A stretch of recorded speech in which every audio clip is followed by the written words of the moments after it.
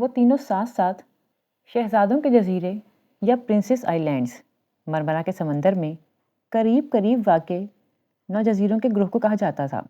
گئے وقتوں میں سلاطین اپنے تخت و تاج کے لیے خطرناک لگتے شہزادوں کو جلا وطن کر کے ان 9 جزیروں پہ بھیجا کرتے تھے، جس سے اس کا نام پرنسس آئی لینڈز پڑ گیا۔ بیوک ادا ان میں سب سے بڑا جزیرہ تھا۔ بیوک یعنی بڑا اور ادا یعنی جزیرہ۔ بیوک ادا دنیا کے ٹریفک، رش اور ہنگامے سے دور ایک پرسکون چھوٹا سا جزیرہ تھا۔ وہاں گاڑیاں، بسیں اور دوسری آٹوز نہیں ہوتی تھیں۔ سفر کرنے کے لیے قدیم وقتوں کی طرح گھوڑا گاڑیاں اور بھگیاں تھیں یا پھر بائی سائیکل۔ ٹی جے اور جہان اس سے چند قدم آگے نکل گئے تھے اور وہ قدیم زمانوں کے رومانس میں کھوئی ذرا پیچھے رہ گئی تھی۔ وہ دونوں باتیں بھی کر رہے تھے، ان میں اب خاصی بے تکلفی ہو چکی تھی۔ جہان اسے ریسٹورنٹ کے متعلق کچھ بتا رہا تھا۔ یہاں بہت زیادہ اقسام کے کباب ملتے ہیں، غالباً 150 اقسام کے، اور یہ ریسٹورنٹ یا تو سوپ فری دیتا ہے یا ایپل ٹی۔ وہ بے توجہی سے ان کی باتیں سنتی قدم اٹھا رہی تھی۔ اس جگہ سڑک دونوں طرف سے ریسٹورنٹس میں گھری تھی۔ ان کے دروازے کھلے تھے اور سامنے برآمدے میں شیڈ تلے کرسیاں اور میزیں بچھی تھیں۔ سیاحوں کا ایک ہجوم ہر سو پھیلا تھا۔ سڑک کے وسط میں ایک جگہ مجمع سا لگا تھا۔ وہ تینوں بھی بے اختیار دیکھنے کے لیے رک گئے۔ سیاحوں کے درمیان گھری وہ ایک خوبصورت سی ترک بچی تھی۔ وہ گہرے جامنی بغیر آستین فراک میں ملبوس تھی۔ گھنگھرالے بال کندھے پہ آگے کو ڈالے ہوئے تھے۔ وہ ریڈ کارپٹ پہ کھڑی کسی اداکارہ کی طرح کمر پہ ہاتھ رکھے ایک معصوم سا پوز بنائی کھڑی تھی، اور ارد گرد دائرے میں کھڑے سیاح کھٹاکھٹ اپنے کیمروں میں اس کی تصویریں مقید کر رہے تھے۔ وہ ہر تصویر کے بعد ذرا مختلف انداز میں کھڑی ہو جاتی اور چہرے پہ معصومیت طاری کیے کبھی آنکھیں پٹپٹاتی، کبھی تھوڑی تلے ہاتھ رکھتی، کبھی مسکراتی، کبھی ناک سکوڑتی۔ شاید ایک دو سیاح اس کی تصویر بنانے رکے ہوں گے تو دیکھا دیکھی مجمع لگ گیا ہوگا۔ وہ اور ڈی جے بھی فوراً اپنے کیمرے نکال کر تصویریں بنانے کھڑی ہو گئیں۔ اس بچی کے پوز اتنے پیارے تھے کہ تصویریں بنا بنا کر بھی ان کا دل نہیں بھر رہا تھا۔ تھوڑی دیر بعد حیا نے لمحے بھر کا توقف کرتے اپنا چہرہ اٹھایا تو دیکھا جہان ساتھ ہی کھڑا لب بھینچے قدرے ناگواری سے یہ سارا منظر دیکھ رہا تھا۔ وہ شانے اچکا کر پھر سے سیاحوں کے جھمگھٹے میں گھری بچی کی طرف متوجہ ہو گئی۔ یار، عمر دیکھو اس کی، اور ایکشن کیسے مار رہی ہے۔ ڈی جے ہنستے ہوئے تصویریں کھینچ رہی تھی۔ دفتن مجمع کو چیر کر ایک لڑکی آگے بڑھتی دکھائی دی۔ اس نے لمبے اسکرٹ اور کھلے سویٹر کے اوپر بھورا سادہ اسکارف چہرے کے گرد لپیٹ رکھا تھا۔ اس کی رنگت سنہری تھی اور آنکھیں بھوری سبز۔ وہ 16-17 برس کی لگتی تھی۔ بائیں کوہنی پر اس نے ایک ٹوکری ڈال رکھی تھی جس میں جنگلی پھول تھے۔ وہ ماتھے پہ تیوریاں لیے آگے بڑھی اور سختی سے اس بچی کا بازو پکڑا۔ بچی گھبرا کر پلٹی اور جیسے ہی اس لڑکی کو دیکھا اس کے لبوں سے ہولے سے نکلا، عائشہ گل۔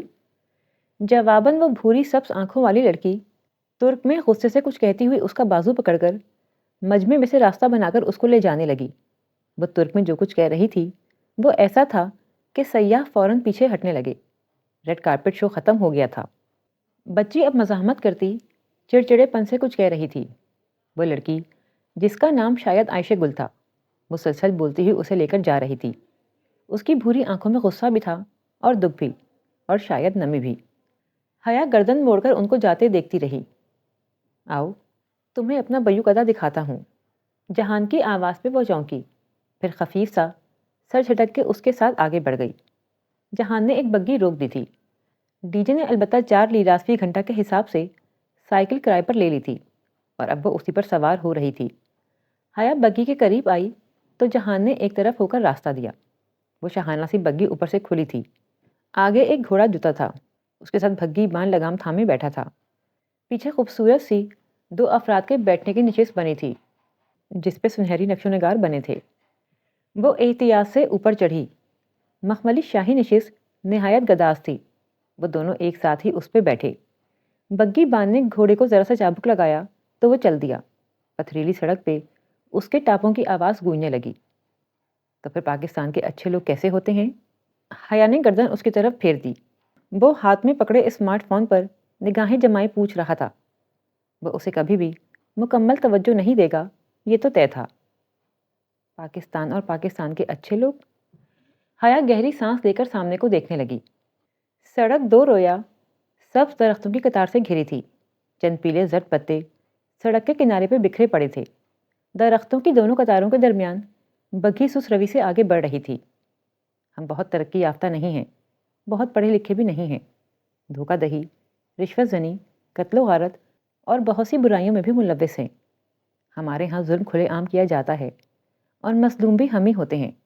ہم پسماندہ بھی ہیں اور پس ذہن کے بھی. مگر اس سب کے باوجود جہان سکندر، ہم دل کے برے نہیں ہیں. ہمارے دل بہت سادہ، بہت معصوم، بہت پیارے ہوتے ہیں. پھر وہ قدر توقف سے بولی، کیا تم نے واقعی ابا سے پوچھا تھا کہ پاکستان میں ہر روز بم بلاسٹ ہوتے ہیں؟ میں نے موبائل کی اسکرین کو انگلیوں میں پکڑے وہ ذرا سا چونکا، پھر زیر لب مسکرا دیا. شاید. کیا نہیں ہوتے؟ ہوتے تو ہیں. ہماری انٹرنیشنل اسلامک یونیورسٹی کے کیفے میں بھی بلاسٹ ہوا تھا. اس دن ہماری ایک فیئر ویل پارٹی تھی اور ہم فرینڈس بلاسٹ سے 10-15 منٹ پہلے کیفے سے نکلی تھیں. جب ہم دوبارہ آئے تو بہت برا منظر تھا. وہ خون، ٹوٹا کانچ، جلی ہوئی دیواریں. اس نے یاد کر کے جیسے جھرجھری لی. تو سیکیورٹی ادارے کیا کرتے ہیں؟ لگتا تو نہیں کہ کچھ کرتے ہیں. خیر، ترکی کے لوگ کیسے ہوتے ہیں؟ میں تو ایک غریب سا ریسٹورنٹ اونر ہوں، ورکنگ کلاس کا ایک مزدور صرف شخص، جس کو مصروفیت کے باعث گھومنے پھرنے کا وقت بھی نہیں ملتا، اور باوجود اس کے کہ میرے گھر سے بیوق ادا قریباً 2 گھنٹے کی مسافت پر ہوگا، میں 3 سال بعد ادھر آیا ہوں. واقعی؟ اس نے حیرت سے پلکیں جھپکائیں. جہان نے شانے اچکا دیے. وقت ہی نہیں ملتا. میں نے بچت کے لیے ریسٹورنٹ میں ورکرز کم سے کم رکھے ہوئے ہیں، سو اس لیے کام کا بوجھ بہت بڑھ جاتا ہے. وہ اسی طرح اسکرین کو دباتا مسلسل کام کر رہا تھا. بگی سڑک کی ڈھلوان سے نیچے اتر رہی تھی. بل کھاتی سڑک کے دونوں اطراف بہت خوبصورت بنگلوں کی قطاریں تھیں. سڑک کے کنارے کتے ٹہلتے پھر رہے تھے. یہ تختہ کمزور ہے. دفتن جہان نے اپنے جاگر سے نیچے موجود تختہ تھپتھپایا اور پھر جھکا. پلیز جہان، ساری دنیا کی ٹوٹی چیزیں تمہارا ہیڈک نہیں ہیں. اچھا. وہ جو جھک رہا تھا قدرے خفگی سے سیدھا ہوا. وہ پھر سے موبائل پہ کچھ لکھنے لگا. فون رکھ بھی دو.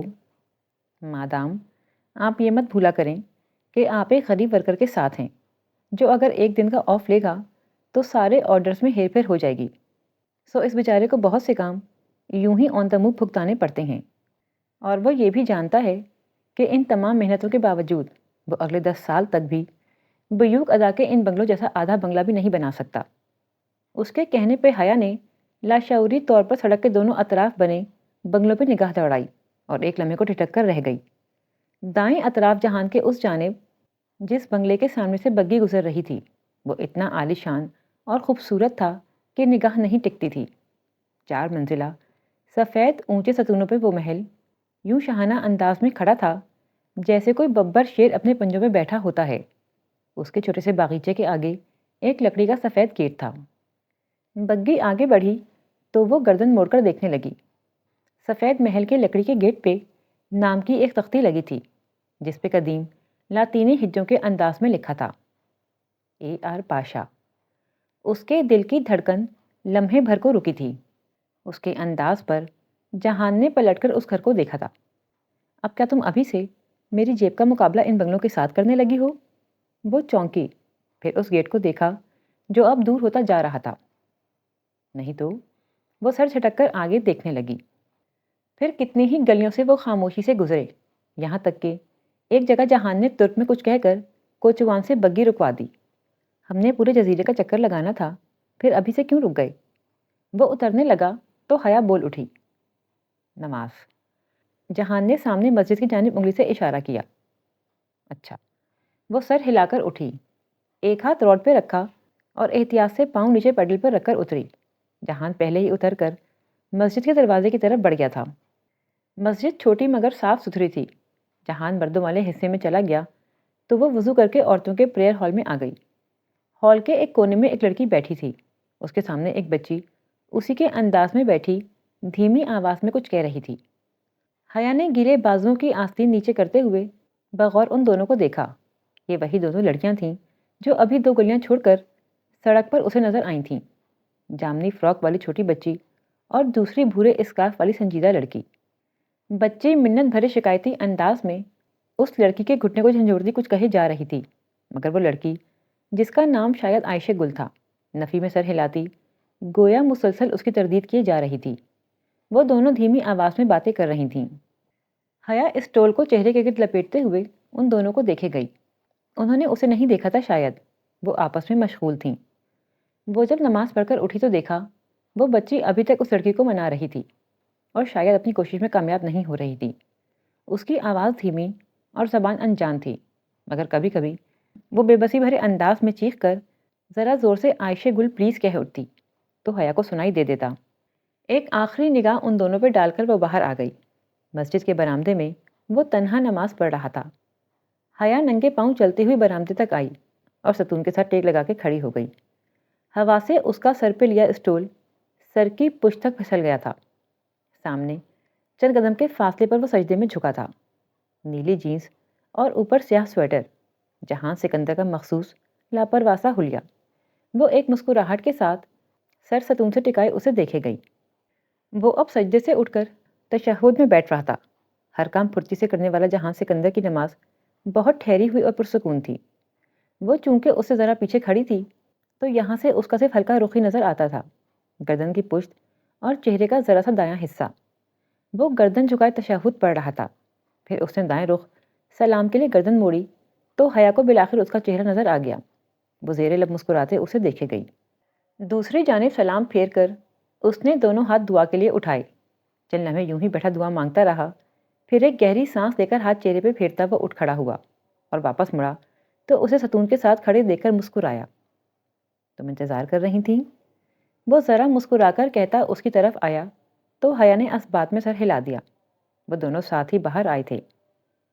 جہان چوکھٹ پر جب وہ جھک کر جوگرز پہن رہا تھا تو حیا نے اسے پکارا۔ تم مذہبی ہو؟ تھوڑا بہت، وہ تسمہ باندھ رہا تھا۔ لگتے نہیں ہو۔ تسمے کی گرہ لگاتی اس کی انگلیاں تھمی۔ اس نے سر اٹھا کر قدرے ناسمجھی سے حیا کو دیکھا۔ میں کیا کرتا تو مذہبی لگتا؟ وہ تو مجھے نہیں پتا۔ ویسے تم نے دعا میں کیا مانگا؟ میں نے زندگی مانگی۔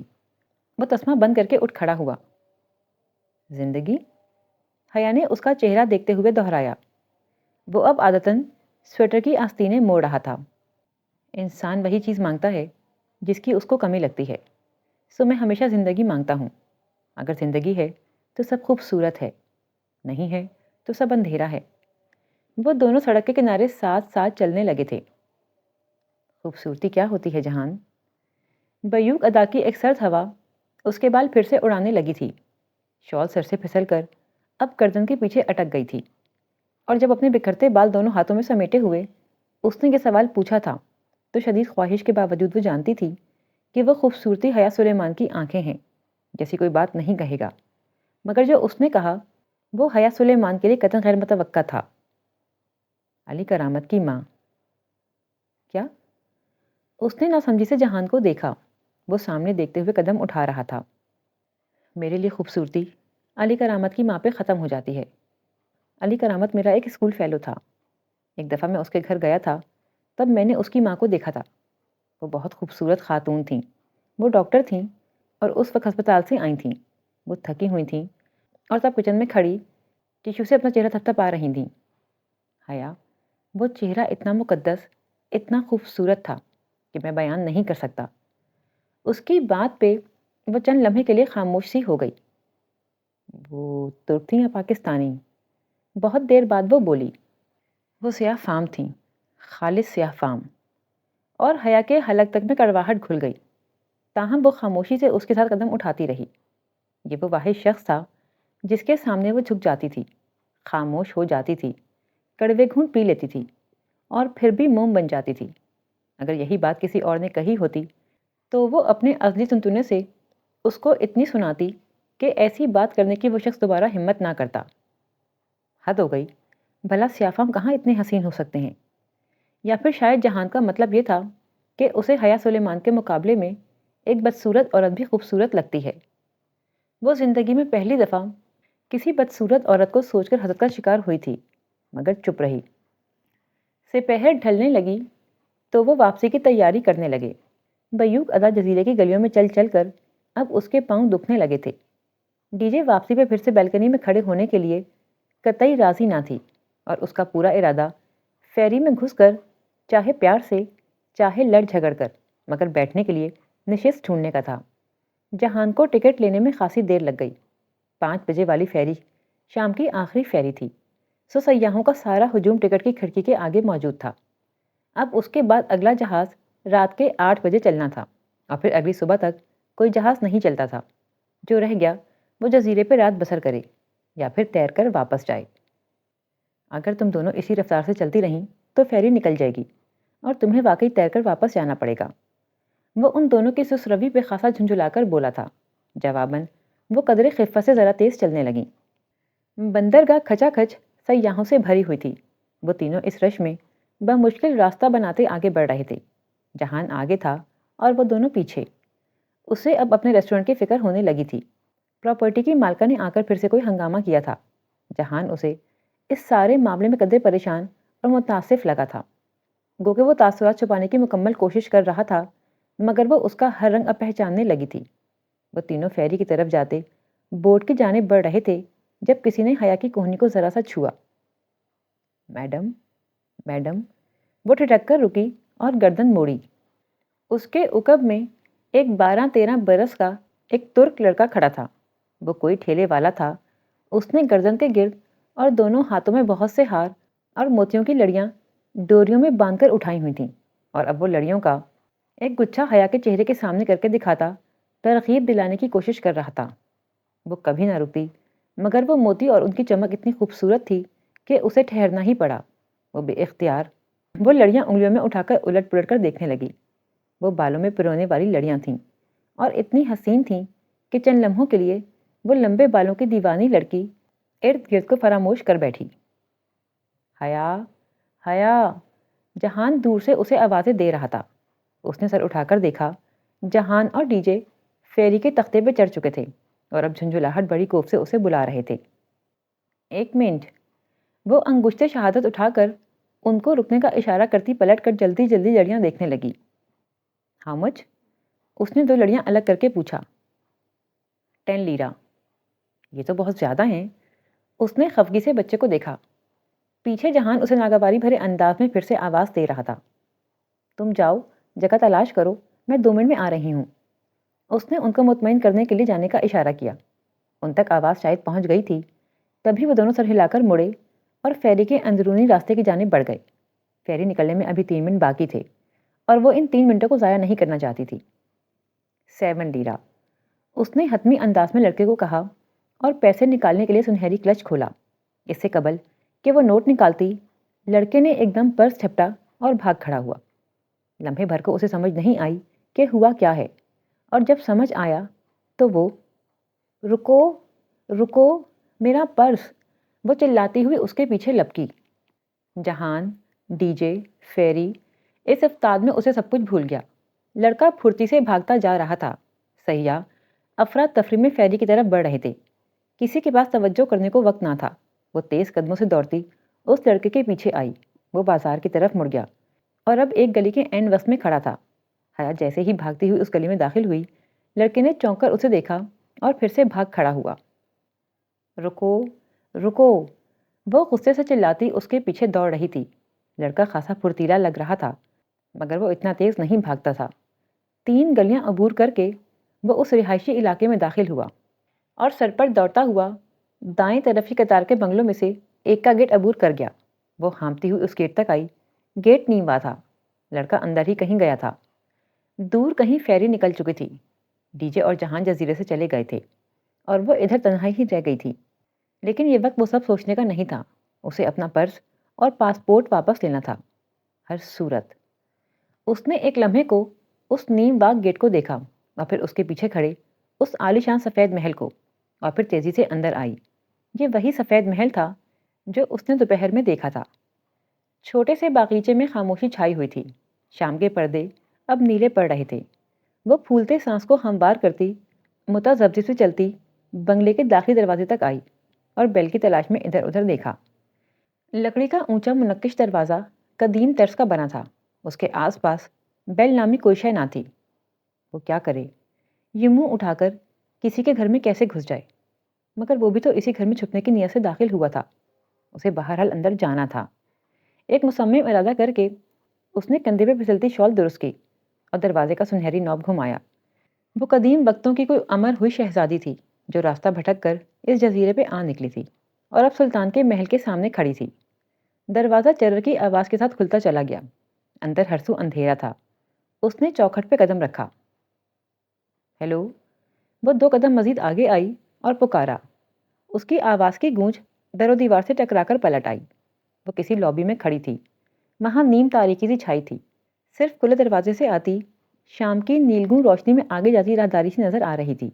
اس کا دل عجیب سی بے چینی اور خوف میں گھرنے لگا تھا۔ کوئی ہے؟ اب کہ اس نے پکارا تو آواز میں ذرا ارتعاش تھا۔ ایک دم اس کے عقب میں ٹھا کے ساتھ دروازہ بند ہوا اور کلک کے ساتھ لاک لگنے کی آواز آئی۔ وہ گھبرا کر پلٹی اور دروازے کی طرف لپکی۔ ڈور نوب بامشکل اس کے ہاتھ لگا۔ اس نے زور سے نوب کھینچا، پھر گھمایا، مگر بے سود۔ دروازہ باہر سے بند کیا جا چکا تھا۔ اوپن اوپن دی ڈور۔ وہ دونوں ہتھیلیوں سے لکڑی کا دروازہ پیٹنے لگی۔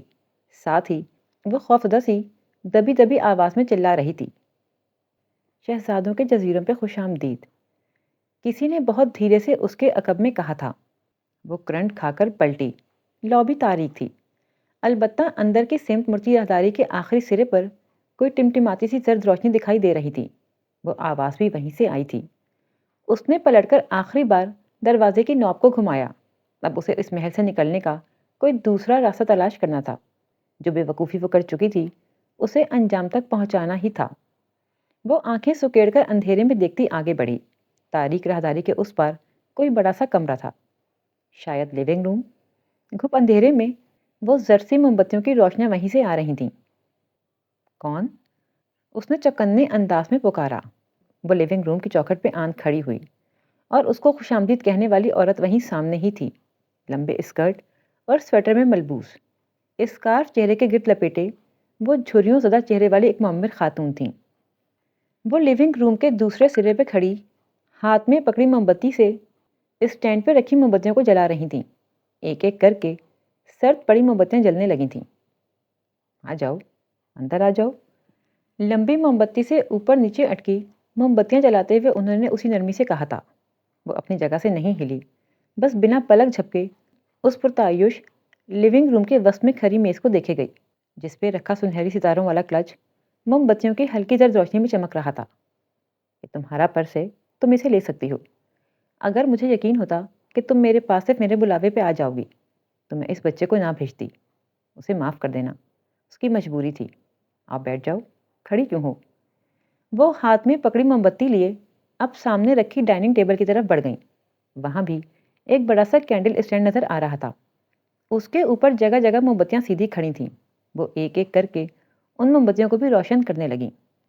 حیا کسی معمول کی طرح چلتی ہوئی آگے بڑھی اور بڑے صوفے کے کنارے کی پشت پر جا ٹکی۔ اس کی نگاہیں ابھی تک قریب رکھی میز پہ دھرے اپنے سنہری کلچ پہ تھیں۔ کچھ کھاؤ گی؟ اس نے ہولے سے نفی میں سر ہلایا۔ بہت سارے ہمت مجتمع کر کے وہ بامشکل کہہ پائی، آپ نے مجھے یہاں کس لیے بلایا ہے؟ مجھے تم سے کچھ پوچھنا ہے اور تمہیں کچھ بتانا ہے۔ عبد الرحمن آج صبح کی فلائٹ سے انڈیا چلا گیا ہے، مگر جاتے جاتے اس نے یہ کام میرے ذمے لگایا تھا۔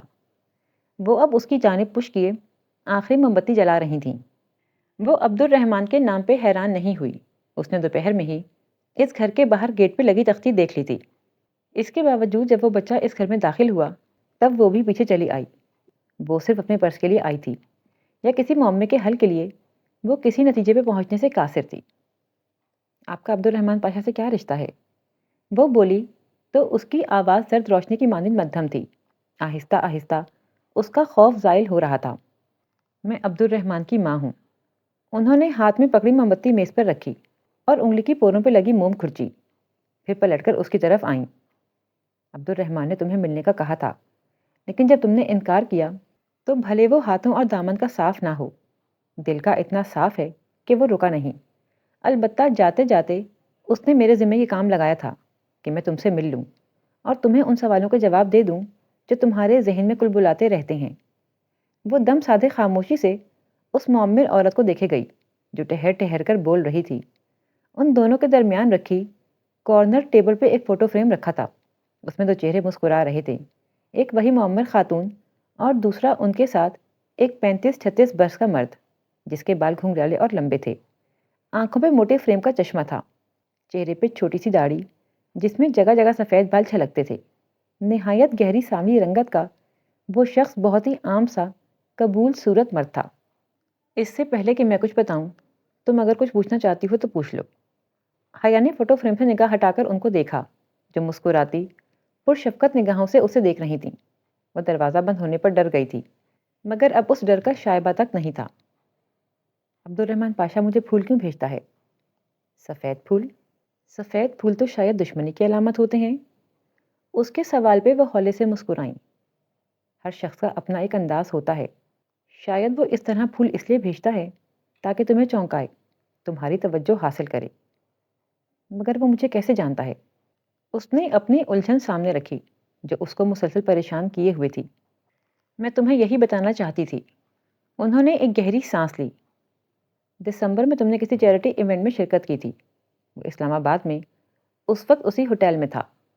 وہاں اس نے تمہیں پہلی بار دیکھا تھا اور اسی رات پہلی بار تمہیں پھول بھیجے تھے. ایک دم سے اس کی 2.5 ماہ کی بے چینی کا اختتام ہو گیا. اسے فوراً سے یاد آ گیا جس رات اسے سبانچی کی طرف سے سلیکشن کی میل آئی تھی اسی دوپہر اس نے یہ چیریٹی لنچ اٹینڈ کیا تھا جو زارا کی کزن کی کسی اسٹوڈنٹ فیڈریشن کے تعاون سے منعقد کیا گیا تھا. اس میں شہر کے کئی بزنس مین اور دیگر بااثر شخصیات نے شرکت کی تھی. وہ اور زارا بھی یوں ہی چلی گئی تھیں. یقیناً اسے عبد الرحمن پاشا نے وہیں دیکھا ہوگا. یہ ممکن تھا. تمہیں وہ ڈالی نامی خواجہ سرا تو یاد ہوگا. اسے عبد الرحمن نے ہی تمہارے تعاقب پہ لگایا تھا. ڈالی اس کے آبائی گھر کا پرانا خادم ہے. برسوں سے ہمارے ساتھ ہے اور وہ صرف تمہاری مدد کے لیے تمہارے پیچھے آتا تھا. جہاں تک تعلق ہے اس میجر کا جس کو تم نے اس کی ماں اور بہن کے سامنے بے عزت کیا تھا، اس کی مدد بھی عبد الرحمن نے تمہاری ویڈیو ہٹوانے کے لیے ہی لی تھی. یہ الگ بات ہے کہ اس وقت عبد الرحمن اس بات سے لا علم تھا کہ وہ میجر کرنل گیلانی کا بیٹا ہے. کرنل گیلانی کو جانتی ہو کون ہے؟ اس نے دھیرے سے نفی میں سر ہلایا. کرنل گیلانی وہ تھے جس کو تمہارے پھپھا نے ملک چھوڑتے ہوئے اپنے کیس میں پھنسا دیا تھا. بے گناہ ہوتے ہوئے بھی کرنل گیلانی نے کئی سال سزا کاٹی اور گو کہ وہ بعد میں رہا ہو گئے تھے. انہوں نے قید کی صعوبتوں میں لگنے والی بیماریوں کے ہاتھوں زندگی ہار دی. اس میجر کی شادی ہونے والی ہے. اس نے تمہیں صرف اپنے کسی ذاتی منصوبے کے لیے پھنسانا چاہا تھا. اگر تم بے فکر رہو وہ اب تمہیں تنگ نہیں کرے گا. تو یہ تھا سارا کھیل. ایک با اثر شخص کی اپنی محبت کو پا لینے کے لیے استعمال کردہ کچھ مہروں کی کہانی. ساری گتھیاں سلجھ گئی تھیں. اب آپ مجھ سے کیا چاہتی ہیں؟ وہ ذرا سرد لہجے میں بولی. تم یہ گھر دیکھ رہی ہو. بیوک ادا میں اس وقت بجلی کا کوئی پول مرمت کے باعث کام نہیں کر رہا، سو اس علاقے کی بجلی بند ہے. ورنہ جس گھر میں تم بیٹھی ہو وہ بیوک ادا کا سب سے خوبصورت، سب سے عالی شان محل ہے. یہ دولت، یہ شان و شوکت، یہ طاقت، یہ سب کچھ، اور ایک ایسا شخص جو تم سے واقعتاً محبت کرتا ہے. یہ سب تمہارا ہو سکتا ہے اگر تم اسے قبول کر لو، اگر تم عبد الرحمن سے شادی کر لو. میں نے یہی کہنے کے لیے تمہیں ادھر بلوایا ہے. حیا نے ایک گہری سانس اندر کھینچی. آپ کو پتہ ہے جب کوئی شخص کسی عورت کو اذیت دیتا ہے اور اس کی بے عزتی کا باعث بنتا ہے تو کیا ہوتا ہے؟ وہ عورت اس کی عزت کرنا چھوڑ دیتی ہے. میں نے بھی عبد الرحمن پاشا کی عزت کرنا چھوڑ دی ہے. میں شادی شدہ ہوں اس لیے میرا جواب صاف انکار ہے. کیا ہے اس ایک معمولی سے ریسٹورنٹ اونر کے پاس جو عبد الرحمن کے پاس نہیں ہے؟ وہ ذرا حیران ہوئی تھیں. اس کے پاس حیا سلیمان ہے اور عبد الرحمن پاشا کے پاس حیا سلیمان نہیں ہے. وہ بہت استہزا سے چبا چبا کر بولی تھی. وہ خاتون لاجواب سے خاموش ہو گئیں. اور اگر وہ نہ رہے تب بھی تمہارا جواب انکار ہی ہوگا؟ وہ ایک دم اندر تک کام گئی. یہ دھمکی ہے؟ نہیں، محض ایک سوال ہے. میرا جواب پھر بھی انکار ہوگا. ٹھیک ہے، پھر تم بے فکر ہو جاؤ. عبد الرحمن زبردستی کا قائل نہیں ہے، نہ وہ عشق میں جوگ لینے والا شخص ہے. وہ آج کے بعد نہ تمہیں فون کرے گا، نہ تمہارا پیچھا کروائے گا، نہ ہی تمہارے راستے میں آئے گا. ویسے بھی وہ 2-2.5 ماہ سے قبل انڈیا سے واپس نہیں آ پائے گا اور اس کے آنے تک تم جا چکی ہوگی. اس نے مجھ سے کہا تھا کہ اگر تمہارا جواب انکار میں ہو تو میں تمہیں اس چیز کی گارنٹی دے دوں کہ وہ تمہیں اب کبھی پریشان نہیں کرے گا. تم جا سکتی ہو. آخری فیری 8 بجے نکلے گی، اگر تم چاہو تو ٹکٹ کے پیسے۔ بہت شکریہ، میرے پاس پیسے ہیں۔ اس نے اپنا کلچ اٹھایا اور تیزی سے اٹھی۔ سنو، تم اچھی لڑکی ہو، کبھی دوبارہ بیوق ادا آنا ہو تو ادھر ضرور آنا، مجھے تم سے مل کر خوشی ہوگی، مگر مجھے نہیں ہوگی۔ وہ واپس پلٹ گئی۔ نیم تاریک راہداری کے دوسرے سرے پہ بنے دروازے کا نوب اس نے گھمایا تو وہ کھل گیا۔ وہ دروازہ کھول کر باہر آ گئی۔ پتھر بن جانے کے خوف سے اس نے پیچھے مڑ کر نہیں دیکھا۔ باہر شام کی نیلگوں روشنی ڈوب رہی تھی، ہر سو اندھیرا چھانے لگا تھا۔ وہ دروازہ بند کر کے آگے روش پہ آئی۔ اسی پل باہر سے کسی نے سفید گیٹ کھولا۔ نیم اندھیرے میں بھی اسے وہ دونوں صاف نظر آ رہی تھیں۔ وہ ترک میں باتیں کرتی، ہاتھ میں ہاتھ ڈالے چلی آ رہی تھیں۔ وہی گہرے جامنی فراک والی بچی اور بھورے اسکارف والی بڑی لڑکی جس کے بازو میں جنگلی پھولوں سے بھری ٹوکری تھی۔ وہ مگن سی بچی کا ہاتھ تھامے چلی آ رہی تھی۔ اسے سامنے سے آتا دیکھ کر ہٹک کر رکی۔ حیا تیز قدموں سے آگے بڑھ گئی۔ بھورے اسکارف والی لڑکی رک کر گردن موڑے اسے جاتے دیکھے گئی۔ بچی نے اسے جھنجھوڑا تو وہ چونکی، پھر سر جھٹک کر اندر کی طرف جاتے آپ موسی دروازے کی جانب بڑھ گئی۔ حیا تیز تیز قدم اٹھاتے ہوئے سڑک کے کنارے چل رہی تھی۔ سمندر کی طرف سے آتی ہوا مزید سرد ہو چلی تھی۔ نیلگوں سیاہ بڑھتی شام دم توڑ رہی تھی۔ جب تک وہ واپس بندرگاہ پر پہنچی، شام اندھیرے میں بدل چکی تھی۔ تاریک رات، ویران سمندر، پراسرار جزیرہ۔ اس کا دل چاہ رہا تھا کہ کوئی محفوظ جگہ ملے تو وہ پھوٹ پھوٹ کر رو دے۔ ابھی تو وہ رونے کی ہمت بھی نہیں کر پا رہی تھی۔ رات کی فیری کتنے بجے آئے گی؟ اس نے ٹکٹ کی کھڑکی سے جھانکتے آفیسر سے پوچھا۔ اس کا موبائل جہان ساتھ لایا تھا، مگر وہ واپس نہیں لے سکی تھی، اور جہان اور ڈی جے کے موبائل نمبرز اسے زبانی یاد نہیں تھے، ورنہ کہیں سے کال کر لیتی۔ وہ چلے گئے ہوں گے اور پریشان ہوں گے، وہ اندازہ کر سکتی تھی۔ 8 بجے ٹکٹ چیکر نے جواب دیتے ہوئے بغور اسے دیکھا، پھر ساتھ رکھا کاغذ اٹھا کر دیکھا۔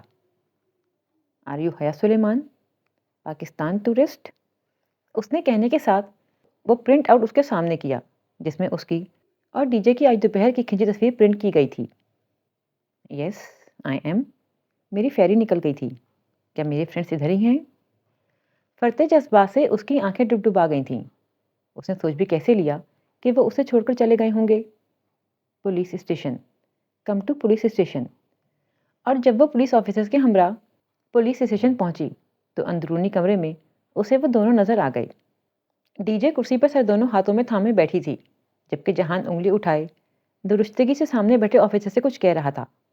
آفیسر جواباً نفی میں سر ہلاتے ہوئے کچھ کہنے کی صحیح کر رہا تھا، مگر وہ نہیں سن رہا تھا۔ چوکھٹ پہ آہٹ ہوئی تو وہ بولتے بولتے رکا اور گردن موڑی۔ وہ بھیگی آنکھوں سے دروازے میں کھڑی تھی۔ اس کی اٹھی انگلی نیچے گر گئی، لب بھنج گئے۔ ایک دم ہی وہ کرسی کے پیچھے سے نکل کر اس کی جانب آیا۔ کدھر تھی تم؟ اس کی آنکھوں سے آنسو ٹپ ٹپ گرنے لگے۔ میں کھو گئی تھی، وہ بچہ میرا پرس لے کر بھاگا تو آدھے بیوق ادا نے تمہیں اس کے پیچھے بھاگتے دیکھا۔ عقل نام کی چیز ہے بھی تم میں یا نہیں؟ ایک پرس کے لیے تم اس کے پیچھے بھاگی؟ فیری چھوٹ جائے گی یا وہ تمہیں کوئی نقصان نہ پہنچا دے، تمہیں اس بات کا کوئی خیال تھا؟ وہ غصے سے چلایا۔ کیوں نہ بھاگتی میں اس کے پیچھے؟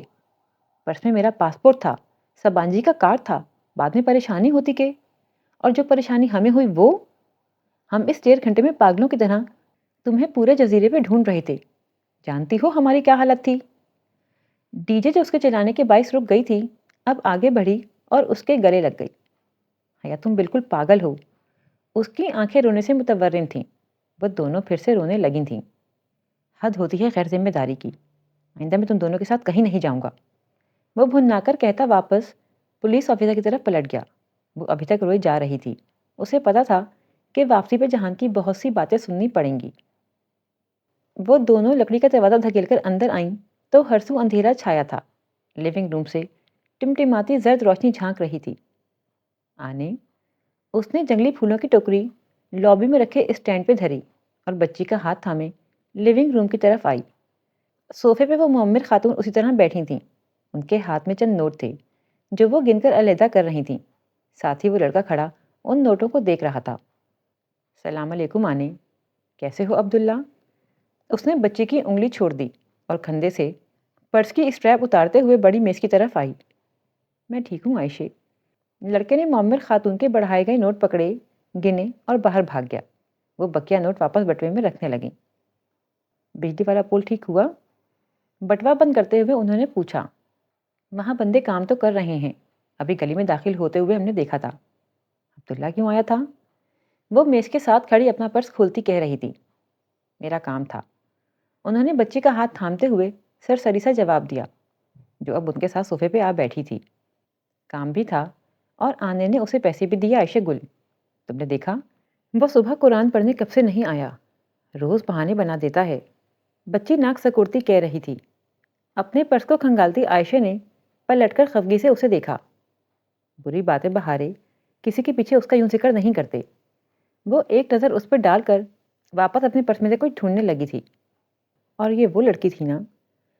چند لمحے موم کی طرح پگھل کر گر گئے تو اس نے پرس کی چیزیں ہاتھ سے الٹ پلٹ کرتے ہوئے پوچھا، ادھر کیوں آئی تھی؟ یہ عبد الرحمن کے مسئلے ہیں، وہ خود ہی نمٹ لے گا۔ انہوں نے ٹالنا چاہا۔ اچھا؟ وہ اداسی سے ہنسی۔ یعنی مسئلہ ابھی تک نپٹا نہیں ہے؟ کیا کہہ رہی تھی؟ صاف انکار۔ انہوں نے گہری سانس لی۔ عبد الرحمن چلا گیا؟ اس نے بات پلٹ دی۔ ہاں، آج صبح کی فلائٹ تھی نا؟ واپسی کا نہیں بتایا؟ کہہ رہا تھا 2 سے 3 ماہ لگ جائیں گے اور شاید اس دفعہ وہ واپس نہ آئے۔ جانے دو آنے، وہ ہر دفعہ یہی کہتا ہے۔ وہ اداسی سے مسکرا کر بولی۔ ایک ہاتھ سے ابھی تک وہ پرس میں کچھ تلاش کر رہی تھی۔ آنے، تمہیں پتہ ہے عائشہ مجھ سے ناراض ہے؟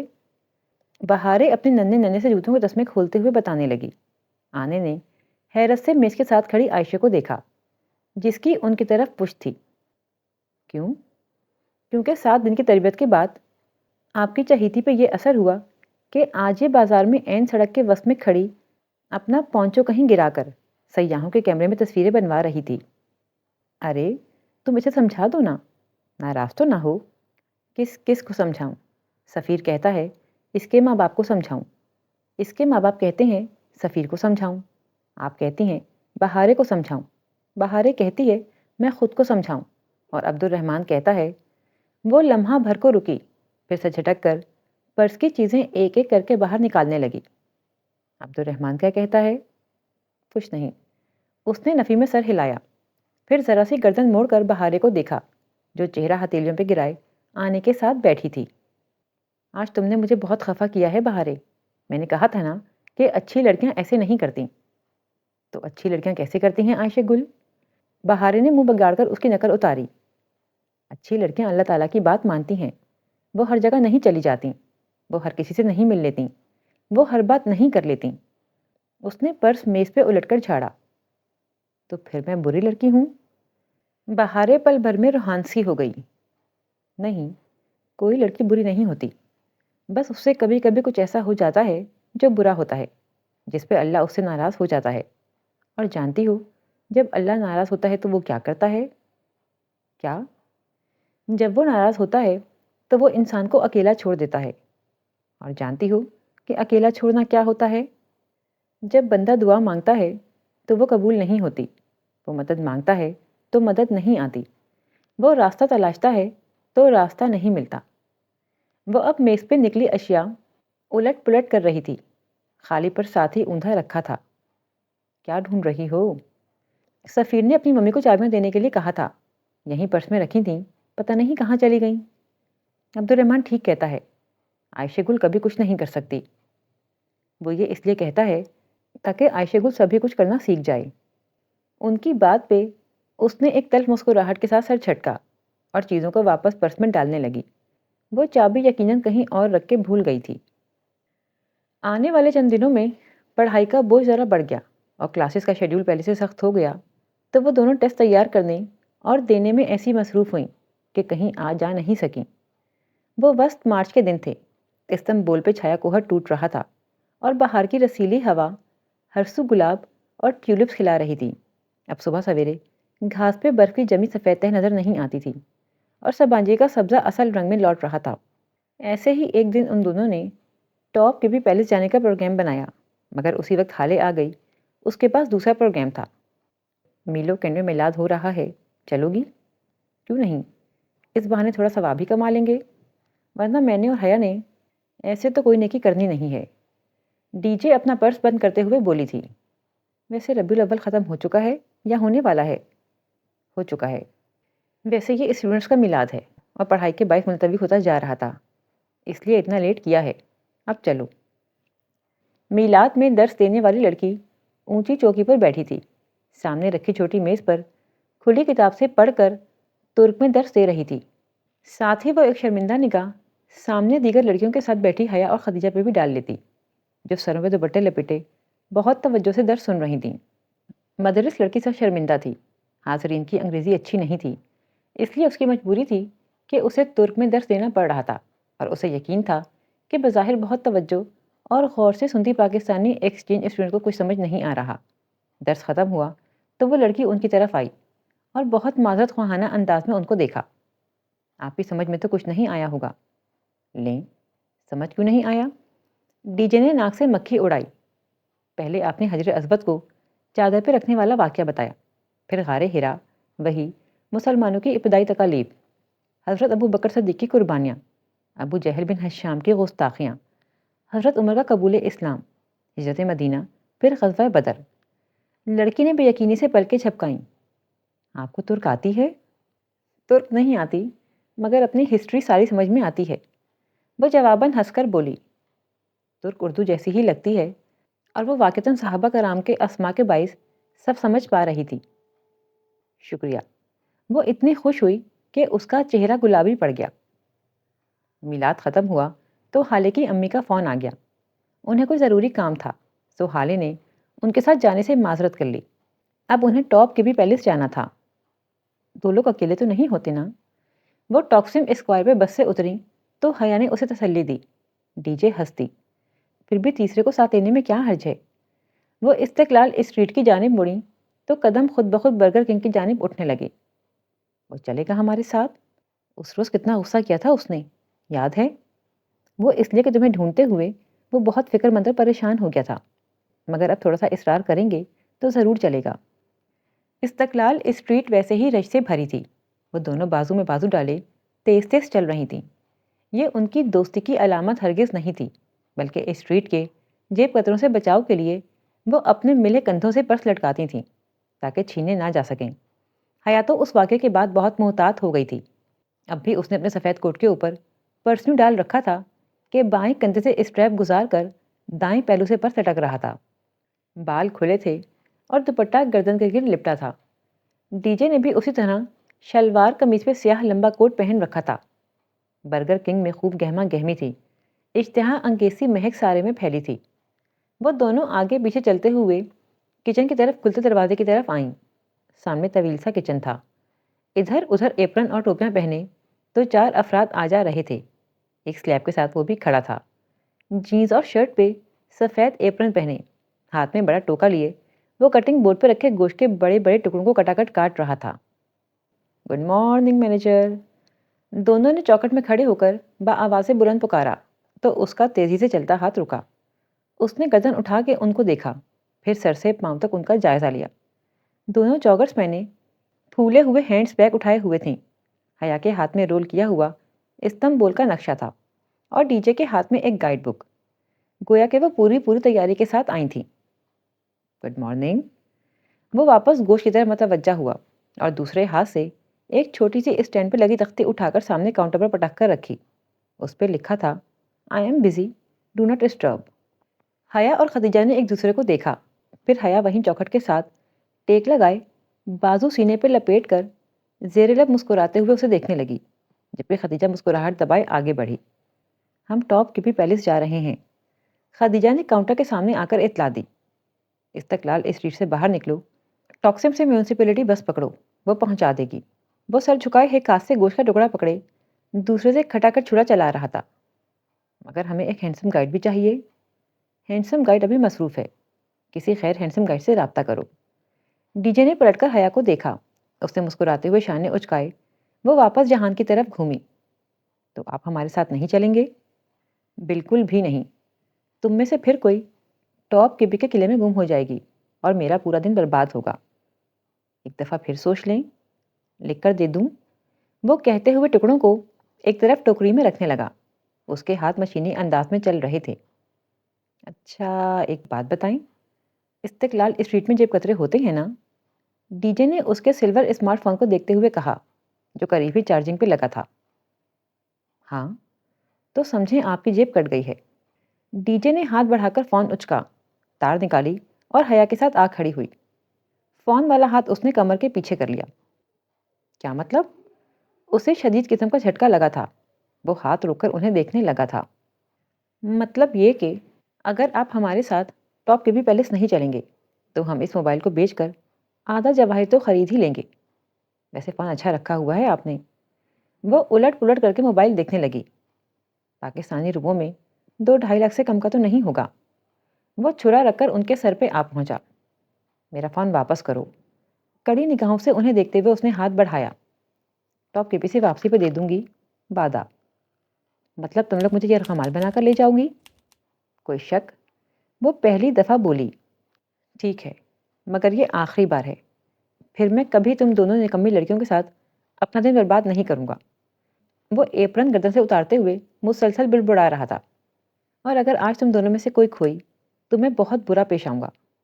ہاتھ دھو کر جیکٹ پہنتا وہ ان کے ساتھ باہر نکلا۔